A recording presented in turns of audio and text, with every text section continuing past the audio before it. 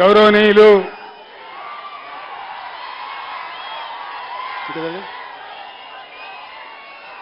మాజీ మంత్రివర్యులు శ్రీనివాస్ గౌడ్ గారు, గౌరవనీయులు జడ్చర్ల ఎమ్మెల్యే లక్ష్మారెడ్డి గారు, మాజీ ఎమ్మెల్యే రాజేందర్ రెడ్డి గారు, నారాయణపేట మాజీ ఎమ్మెల్యే ఆల వెంకటేశ్వర రెడ్డి గారు, దేవరకద్ర ఎమ్మెల్యే మక్తల్ మాజీ ఎమ్మెల్యే రామ్మోహన్ రెడ్డి గారు, సమావేశంలో షాద్నగర్ మాజీ ఎమ్మెల్యే అంజయ్ యాదవ్ గారు, కొడంగల్ మాజీ ఎమ్మెల్యే నరేందర్ రెడ్డి గారు, ఈనాడు మీ అందరి ఆశీర్వాదం కోసం ఈ ఎన్నికల్లో బీఆర్ఎస్ పార్టీ అభ్యర్థిగా పోటీ చేస్తున్న గౌరవనీయులు మన్నే శ్రీనివాసరెడ్డి గారు, ఇంత విశేషంగా ఈ సభకు హాజరైనటువంటి అన్నదమ్ములకు అక్క చెల్లెలకు నా నమస్కారం. ఈనాడు ఎలక్షన్లో 3 పార్టీలు నిలబడ్డాయి. ఒకటి బీఆర్ఎస్ పార్టీ, రెండవది కాంగ్రెస్ పార్టీ, మూడవది బీజేపీ పార్టీ. బీజేపీ పార్టీ ఈ దేశాన్ని 10 ఏళ్ల నుంచి పరిపాలిస్తూ ఉంది. దయచేసి ఒక మాట ఆలోచన చేయాలి. ఇక్కడ నిల్చున్న బీజేపీ అభ్యర్థి ఎవరు, ఆమె గుణగణాలేంది, బీజేపీ గవర్నమెంట్ ఈ దేశానికి చేసిందేంది, ఒకసారి మీరందరూ కూడా ఆలోచించాలని నేను కోరుతా ఉన్నా. ఎన్ని నినాదాలు చెప్పిండు నరేంద్ర మోడీ, కనీసం ఒక 100 నినాదాలు చెప్పిండు. 100 ఒక్క నినాదమన్న నిజమై జెండాలు దేవా బాబు, ఒక్క నినాదమన్న నిజమైందా? నరేంద్ర మోడీ చెప్పినటువంటి కట్టుకథలు పిట్టుకథల ఒక్క నినాదమన్న నిజమైందా? ప్రజలకు ఎవరికైనా లాభం జరిగిందా? బేటీ పడావో బేటీ బచావో జరిగిందా? మేక్ ఇన్ ఇండియా బక్వాస్, सबका साथ सबका विकास, देश का सत्यानाश, డిజిటల్ ఇండియా జరిగిందా? వినబడతలేదు. అచ్చే దిన్ వచ్చిందా? సచ్చే దిన్ వచ్చిందా? వచ్చిందా అచ్చే దిన్? అమృత్ కాల్ లేదు, మన్ను కాల్ లేదు, దేశమంతా నాశనం. అమృత్ కాల్ అయ్యిందా? ఆత్మనిర్భర్ భారత్ అయ్యిందా? జన్ధన్ యోజన ఏమైనా లాభం జరిగిందా? ఫసల్ బీమా ఏ రైతు కన్నా వచ్చిందా? దాని తదనంతరం అన్నిటికన్నా ముఖ్యమైంది, నేను గెలిస్తే ప్రతి కుటుంబానికి 15 లక్షలు వస్తాయి. ఇది నరేంద్ర మోడీ 10 ఏళ్ల కిందట చెప్పిండు. వచ్చినాయా ఎవరికన్నా? అన్న సప్పుడు నిలబడతలేదు. 15 లక్షలు వచ్చినాయా? ఇవన్నీ చేసినందుకు నరేంద్ర మోడీ విశ్వగురువా? పాలమూరు ఎత్తిపోతల పథకం కట్టుకొని 100 ఉత్తరాలు రాసినాం, బతిమాలినాం. పాలమూరు వెనుకబడ్డ ప్రాంతం, మాకు జాతీయ హోదా ఇవ్వండి అని అడిగినాం. ఇచ్చిండ్రా? ఇప్పుడు నిలబడ్డ డీకే అరుణ గారు జాతీయ ఉపాధ్యక్షురాలు, 5 ఏళ్ల నుంచి ఆమెనే ఉన్నది. మరి పాలమూరు జాతీయ హోదా తెచ్చిందా? మరి ఏం ముఖం పెట్టుకొని ఓట్లాడుతా ఉన్నారు? దయచేసి ఒక్కసారి ఆలోచన చేయండి. ఈ ప్రపంచంలో డాలర్ అగెన్స్ట్గా మన రూపాయి ఎంత దిగజారిపోయింది? రూపీ వాల్యూ ఏంది? అలా 83 రూపాయలు. ఇది భారతదేశ గౌరవమా? ఇది నరేంద్ర మోడీ పరిపాలన ఫలితమా? 18 లక్షల ఉద్యోగాలు ఖాళీ ఉన్నాయి కేంద్ర ప్రభుత్వంలో. ఖాళీలు నింపుతున్నారా? మరి నిరుద్యోగం పెట్టబోవాలి. నల్ల చట్టాలు తెచ్చి, రైతుల వ్యతిరేక చట్టాలు తెచ్చి ఢిల్లీ దగ్గర రైతులు ధర్నా చేస్తే దాదాపు 750 మంది రైతులు చచ్చిపోయినారు. పోలీసు కంచెలు పెట్టి వాళ్ళని కొట్టినారు తప్ప వాళ్ళని రానియలే. నేను పోయి మన రాష్ట్రం తరఫున పంజాబ్ పోయి చండీగఢ్లో 750 మంది రైతులకు తమ్ముడు ఎత్తు ఎందుకు తోపులాట ఎందుకు ఉన్నకా నిలబడండి, అవి బంద్ చేయండి, బంద్ చేయవా బాబా, బంద్ చేయి, బంద్ చేయవా, బంద్ చేయి, ఎందుకా తోపులాట? అది నేను 10 నిమిషాలు మాట్లాడి ముగిస్తా ఉండొచ్చు కదా. ఆ పెద్ద ఆయన చూస్తున్నావు పాపం నువ్వు. చట్టం ప్రకారం ఏ రాష్ట్రంలో ఎన్ని జిల్లాలుంటే అన్ని జిల్లాలకు కేంద్ర చట్టం ప్రకారమే నవోదయ పాఠశాల ఇవ్వాలి. మనం 33 జిల్లాలు చేసుకున్నాం. ఒక్కటన్నా నవోదయ పాఠశాల ఇచ్చిండా మోడీ? మరి మన రాష్ట్రానికి, కొత్తగా తెచ్చుకున్న రాష్ట్రానికి, పేద రాష్ట్రానికి ఒక్క నవోదయ పాఠశాల కూడా ఇవ్వనటువంటి బీజేపీకి ఒక్క ఓటు కూడా మనం ఎందుకు వెయ్యాలి? వేయచ్చునా? నేనేం చెప్తున్నా అర్థమైందా? ఏ రాష్ట్రంలో ఎన్ని జిల్లాలున్నాయో అన్ని జిల్లాలకు నవోదయ పాఠశాల ఇవ్వాలి. ఇది కేంద్ర ప్రభుత్వ చట్టం. నేను ఒక 100 ఉత్తరాలు రాసిన, అయ్యా మాది వెనుకబడ్డ ప్రాంతం మాది, ఇయ్యండి నవోదయ పాఠశాల అంటే ఒక్కటి కూడా ఇయ్యలే, ఒక్కటి కూడా. మరి అటువంటి బీజేపీకి మనం ఎందుకు ఓటేయాలి? దయచేసి ఆలోచన చేయండి. 157 మెడికల్ కాలేజీలు పెట్టిన దేశంలో మోడీ. మాకు 4 ఇయ్యవని బతిమాలినాం. ఒక్క మెడికల్ కాలేజ్ అన్న ఇచ్చిండా? మరి ఎందుకు ఓటేయాలి మనం? నేను యువకులతో దయచేసి ఒకటే మాట మాట్లాడుతా ఉన్నా. భవిష్యత్తు మీది, తెలంగాణ మీది, ఈ దేశం మీది. ఎవరు పనిచేస్తారో, ఎవరు న్యాయంగా ఉంటారో వాళ్లకు ఓటేస్తేనే మన బతుకులు బాగుపడతాయి. పని చెయ్యని వాళ్ళకేస్తే ఇబ్బంది పెడతాడు. ఇవన్నీ బోను. నరేంద్ర మోడీ ఒక మాట చెప్పిండు.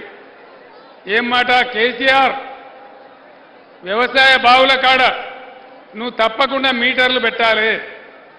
మీటర్లు పెట్టకపోతే సంవత్సరానికి 5,000 కోట్ల గ్రాంట్ ఏదైతే ఉందో దాన్ని బంద్ చేస్తా అని చెప్పినాడు. నేను చెప్పిన నరేంద్ర మోడీ, నా ప్రాణం పోయినా, నా తలకాయ దిగినా నేను మీటర్లు పెట్టా అని చెప్పిన. మీటర్లు పెట్టానా వద్దా అన్నా? వినబడతలేదు. మీటర్లు పెట్టానా వద్దా? మరి అలా నరేంద్ర మోడీకి ఓటేస్తే జరిగేదేంది? నరేంద్ర మోడీకి ఓటేస్తే మేం మీటర్ పెట్టమని చెప్పంగా కూడా రైతులు మాకే ఓట్లేసిండ్రు కాబట్టి ఖచ్చితంగా మీటర్లు పెడతా అంటారు. ఇప్పుడున్న ముఖ్యమంత్రి చోటేబాయ్, నరేంద్రబాయ్, బడేబాయ్. చోటేబాయి కోటేసినా, నరేంద్ర మోడీకి ఓటేసినా ఒకటే. ఈడ చోటేబాయి కోటేసినా పెద్దన్న పెట్టమంటాడు, పెడతా అంటాడు. బీజేపీ కోటేసినా గ్యారంటీ పెడతారు.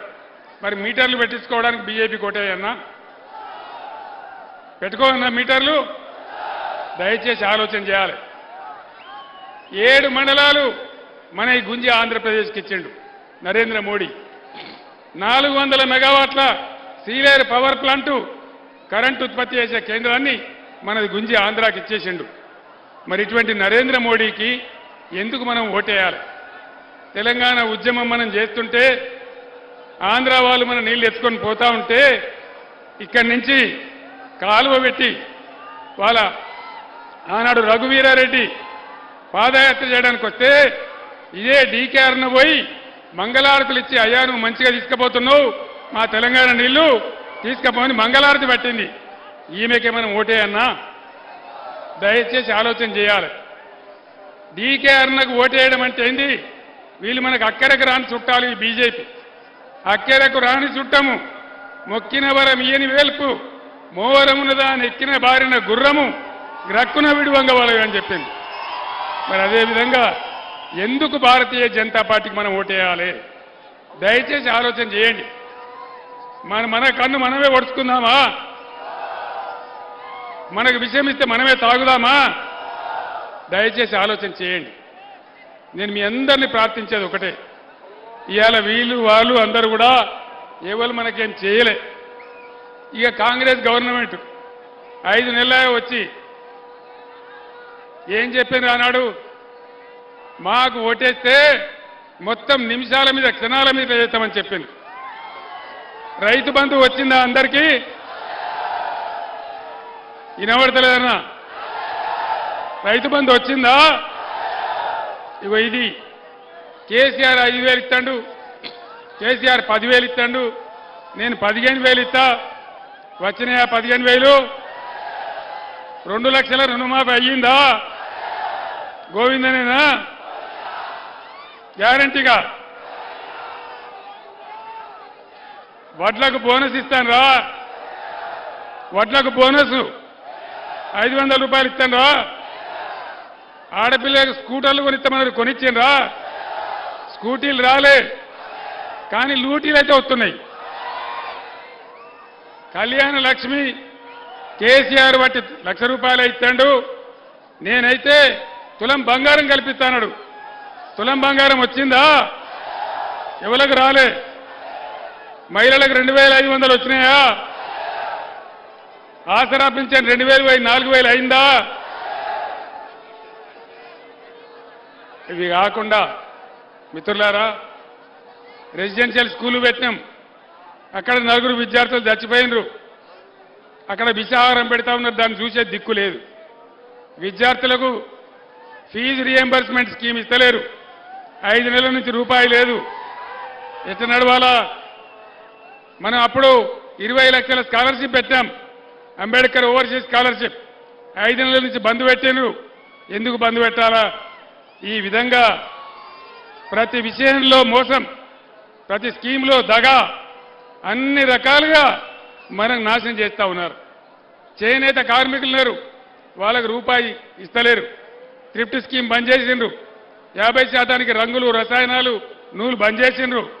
మొత్తం అన్ని రకాలుగా చాలా భయంకరమైన బాధలు పెడతా ఉన్నారు. నేను అనేది ఏంటంటే, నా ప్రాణం ఉన్నంత వరకు నా కండ్ల ముందటనే తెలంగాణని ఇట్లా నాశనం చేస్తామంటే కేసీఆర్ యుద్ధం చేస్తాడు తప్ప నిద్రపోడు అని చెప్పి నేను మనవి చేస్తాం.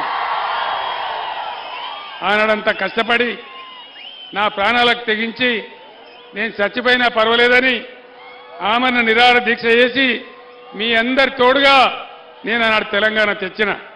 తెలంగాణ నా కళ్ళ ముందటనే నాశనం అయిపోతే చూస్తూ ఊరుకోవన్నా?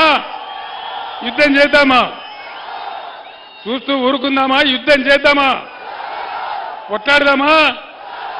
అందరు దయచేసి తయారుగా ఉండాలి. ఎటువంటి పోరాటానికైనా యుద్ధం చేద్దాం. तेलंगाना के हमारे मुसलमान बुजुर्गों को, भाइयों को और हमारे मुस्लिम बहनों को मैं सलाम करता हूं और आप तमाम लोगों से मैं अदबन गुजारिश करता हूं।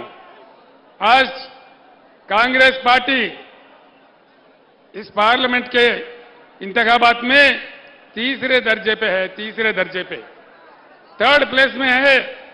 महबूब नगर में भी बीजेपी का और बीआरएस का टक्कर है, टक्कर चल रहा है दोनों के बीच में, बीजेपी और बीआरएस। कहीं आप लोग गुमराह होके कांग्रेस को डालेंगे तो बराबर बीजेपी जीत जाएगा। क्या महबूब नगर में बीजेपी को जिताना है? रियासत तेलंगाना में आज तक हम सेक्युलर सरकार चलाया, आज तक हम सेक्युलर रहे और जान गया परवाह नहीं, हम सेक्युलर ही रहेंगे। माह रमजान बहुत बड़ा मुकद्दस महीना होता है, मुबारक महीना होता है। हर रमजान में मैंने हमारे गरीब मुसलमान भाई और बहनों के लिए तोहफा भेज रहा था। क्या इस बार रमजान में तोहफा मिला? क्यों नहीं मिला? क्या वजह है? इसके पीछे कौन है? ये क्या इंसाफ है? आप लोग जानिए, हिंदुस्तान में पहली बार, पूरे हिंदुस्तान में पहली बार हमारे मसाजिद में अजान देने वाले मौजम साहब को और हमारे तमाम लोगों को नमाज पढ़ाने वाले इमाम साहब को पहली बार हिंदुस्तान में हमने तनख्वाह दिया। किसी ने दिया? कभी देखा हमने तारीख में? किसी के पास दममत नहीं था, डरपोक लोग थे। यही कांग्रेस हमारे से पहले 50 साल हुकूमत किया, क्या उन्होंने दिया? गौर कीजिए, उस दिन भी तेलंगाना के लिए मैं अकेला ही चला था जानिबे मंजिल, मगर लोग आते गए, कारवां जुड़ता गया। एक साबित हुआ उन दिनों जब तेलंगाना का जद्दोजहद मैं कर रहा था, मैं साफ कह रहा था कि अल्लाह के घर में देर है लेकिन अंधेर नहीं है। और अल्लाह का करम हुआ, तेलंगाना हासिल हुआ। एक बार भी हमारे 10 साल के हुकूमत में कोई दंगा फसाद नहीं था, सभी अमन के साथ थे।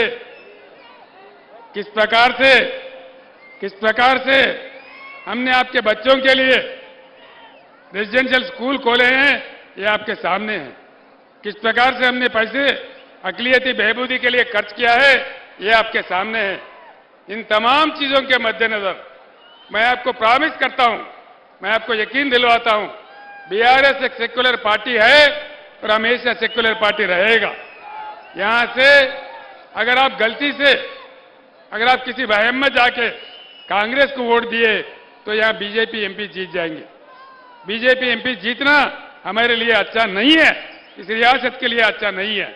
इसलिए मैं आप तमाम लोगों से अदबन गुजारिश करता हूं कि जरूर श्रीनिवास रेड्डी साहब को जिताइए, ये सेक्युलर आदमी है। సోదరులారా, ఇలా బీజేపీ కాంగ్రెస్, నేను ఒక్క మాట చెప్తా, బీజేపీ వస్తాడు, కాంగ్రెస్ వస్తాడు, బీఆర్ఎస్ బీజేపీకి బీ టీం అంటాడు. వీడు వానికి అంటాడు, వాడు వీనికి అంటాడు. కానీ మొన్న భువనగిరిలో ఏం జరిగింది? భువనగిరి మున్సిపాలిటీలో బీజేపీ కాంగ్రెస్ ఇద్దరు కలిసి బీఆర్ఎస్ మున్సిపల్ చైర్మన్ తీసేసి ఇవాళ అక్కడ Congress municipal chairman, BJP vice chairman ఇది జరుగుతూ ఉంది. కాబట్టి మీ అందరినీ కోరుతా ఉన్నా, ఈ రెండు పార్టీలు ఏకమై ప్రాంతీయ పార్టీని దెబ్బతీసి ఇక్కడ వాళ్ళ ప్రాబల్యం మెచ్చుకునే ప్రయత్నం చేస్తూ ఉన్నారు. ఈ ముఖ్యమంత్రి ఏమయ్యా ముఖ్యమంత్రి, నువ్వు చేస్తలేవు అమలంటే కేసీఆర్ నీ గుడ్లు వీకి గోటీలు ఆడుకుంటా, కేసీఆర్ నీ పేగులు వీకి నేను మెడలేసుకుంటా, నీ ముడ్డి మీద ఉన్న షెడ్డి గుంజుకుంటా, నిన్ను గొంతపోయి చెర్లపల్లి జైల్లో వేస్తా. ఇది మర్యాదనా? 15 సంవత్సరాలు అన్నం తిన్నమో, అటుకులు బుక్కినమో, అందరం కలిసి కొట్లాడి తెలంగాణ తెచ్చి దానికి నాయకత్వం వహించింది నేను. తెలంగాణ కోసం నా చచ్చిపోయేదాకా, నా ప్రాణాలు పోయేదాకా తెగబడి పోరాడింది నేను. నన్ను పట్టుకొని ఇన్ని మాటలు మాట్లాడమా? 10 సంవత్సరాల పాలన ఎట్లా ఉండే? కరెంట్ ఎప్పుడైనా పోయిందా? ఇవాళ వస్తుందా? అంటే ఏం దుర్మార్గం ఇది? శాతనైతే లేదా? ఇవాళ ఏంది? ఒకడేమో, ఒక పార్టీ ఏమో దేవుని పేరు చెప్పుకొని ఓట్లాడుతుంది, ఇంకో పార్టీ ఏం చెప్తుంది? ఇవాళ దేవుని మీద ఒట్లు పెట్టి ఓట్లాడుతుంది. యాడికోతే ఆడ దేవుడు మొక్కాలి. ముఖ్యమంత్రి పోయి యాదేరిగుట్ట నరసన్న మీద ఒట్టు, జోగులాంబ అమ్మవారి మీద ఒట్టు, ఆడిపోయి బాసర సరస్వతి మీద ఒట్టు. ఈ ఒట్ల రాజకీయాలు నమ్ముతారు ఎవడన్నా?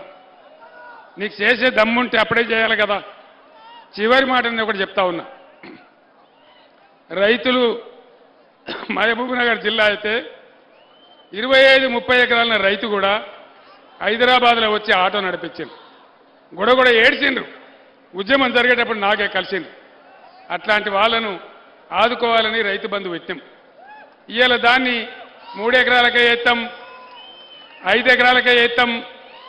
5 ఎకరాలు దాటితే ఇయ్యం. నీ అయ్యే జాగిరా? రైతులు తెలంగాణ బిడ్డలు కారా? నువ్వు 5 ఎకరాలను బంధు పెడతావు, 6వ ఎకరం కూడా ఎక్కడ పోవాలా? 7వ ఎకరం కూడా ఎక్కడ పోవాలా? వాడేమైనా కోటీశ్వరుడా? అయితే ఒక 25 ఎకరాలు దాటినాక బంధు పెడతాంటో లెక్క, కానీ 5 ఎకరాలకే బంధు పెడతా. నేను గ్యారంటీగా చెప్తున్నా, వీళ్ళు రైతు బంధు కూడా ఉంచుతారో ఊడగొడతారో నమ్మకం లేదు. రైతు బీమా కూడా ఉంటుందో ఉండదో తెలియదు.